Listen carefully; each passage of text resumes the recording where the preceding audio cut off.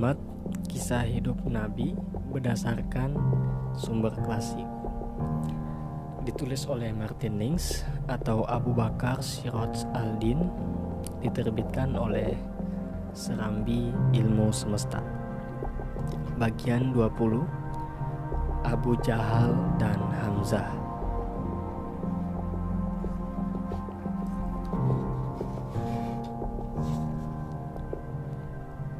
Bertambahnya jumlah kaum mukmin di Mekah meningkatkan permusuhan dan kemarahan kaum kafir. Pada suatu hari, ketika beberapa pemuka Quraisy tengah berkumpul di Hijr, satu sama lain saling menyulut kemarahan terhadap Nabi.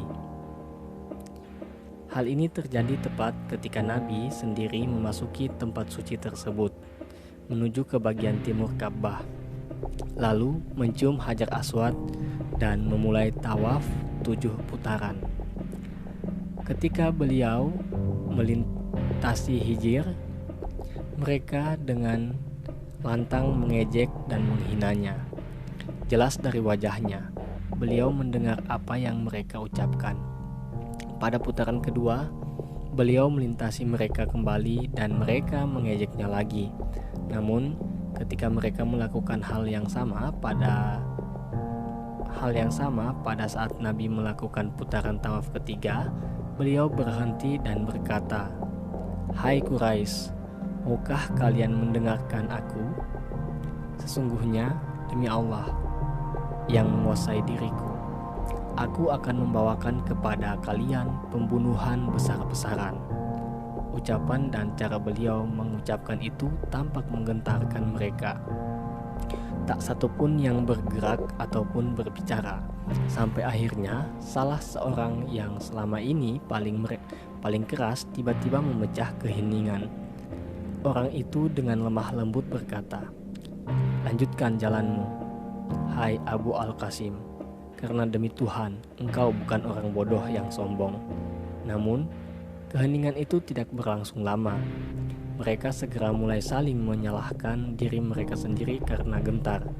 Mereka pun bersumpah nanti akan mengubah kelemahan mereka itu.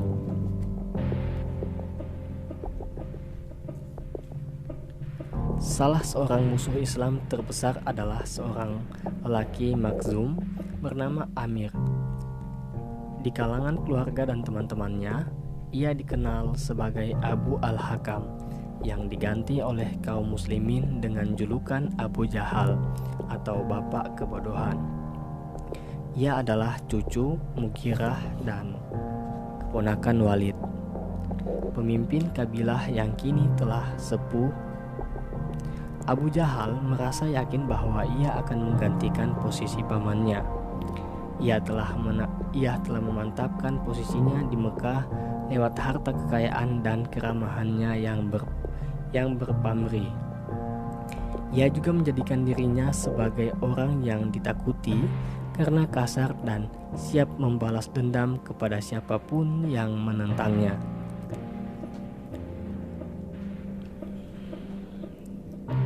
Ia menjadi orang yang paling getol di antara mereka yang berupaya menghalangi orang mendekati Mekah selama musim haji belakangan ini, dan paling keras membuat tuduhan kepada Nabi sebagai tukang sihir yang berbahaya. Ia juga paling aktif menyiksa kaum mukmin yang lemah dari kabilahnya sendiri dan menyarankan kabilah-kabilah lainnya untuk melakukan hal yang sama. Namun, suatu hari ia secara tidak langsung telah membuat agama baru itu menjadi besar. Nabi sedang duduk-duduk di luar masjid di dekat gerbang Safa. Begitulah tempat itu diberi nama karena dilalui para jemaah untuk melaksanakan sa'i 7 kali antara Bukit Safa yang berada di dekat gerbang dan Bukit Marwah sekitar 411 meter ke arah utara.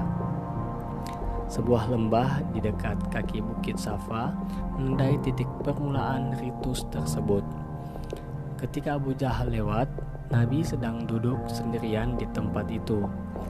Ini merupakan kesempatan bagi orang Makhzum itu untuk menunjukkan bahwa dirinya tidak takut. Sambil berdiri di hadapan Nabi, berkali-kali ia melontarkan berbagai ejekan. Beliau hanya menatapnya, tanpa mengatakan sepatah kata pun. Akhirnya, setelah melontarkan fitnah terburuk yang terpikir olehnya, Abu Jahal masuk ke masjid bergabung dengan orang-orang Quraisy yang berkumpul di Hijr. Nabi dengan sedih bangkit berdiri dan pulang ke rumahnya. Baru saja beliau pergi, Hamzah muncul dari arah yang berlawanan sehabis pulang berburu, dengan panah menggantung di pundaknya.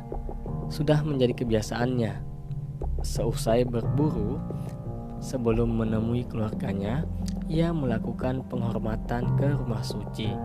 Melihat Hamzah mendekat, seorang wanita keluar dari rumahnya di dekat gerbang Safa dan menemuinya.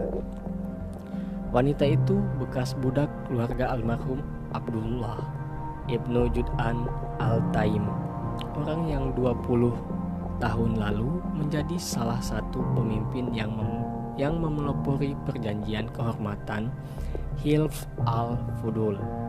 Keluarga Jud'an merupakan sepupu-sepupu Abu Bakar, dan wanita itu yang beriktikat baik terhadap Nabi dan agamanya marah atas penghinaan Abu Jahal, marah atas setiap ucapan yang didengarnya.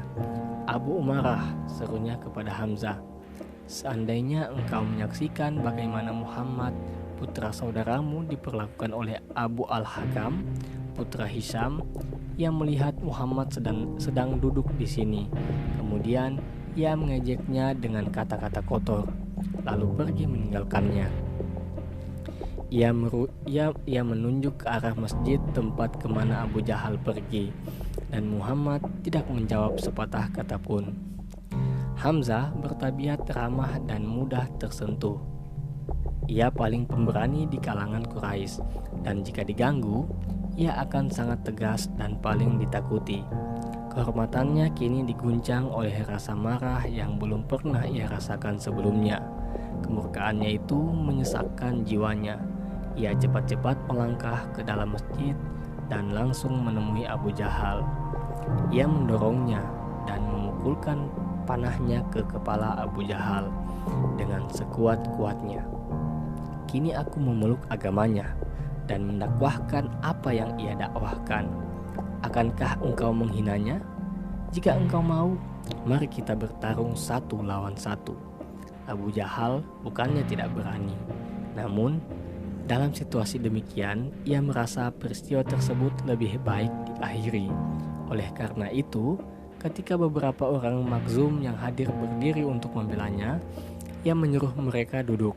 Biarkan Abu Umarah, karena demi Tuhan, aku telah menghina keponakannya dengan hinaan yang menyakitkan.